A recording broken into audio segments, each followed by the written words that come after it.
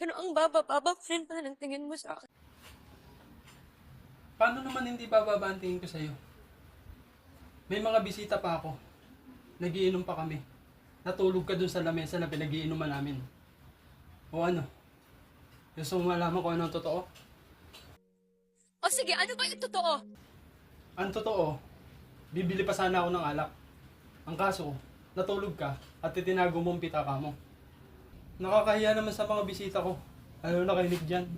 Si Asyong lang naman ang may kasamang babae. Totoo man yun o hindi, andun ka nandun siya at hinayaan mo yun. Wala naman kaming ginagawang masama. Nagiinom lang kami. Porket marami akong bisita, nagkakaganyan ka. Ang gusto mo, tayo lang lagi ang magiinuman. Yung tayo, yung ikaw, dapat bigla na lang binibitawan. Ah, ganun ba? Nang dahil lang sa pambili ng alak, nagkakaganyan ka? Mali yung iniisip mo sa akin. Sige, umuwi ka na. Pagdating mo sa bahay, maligo ka. At mag-iinom tayo.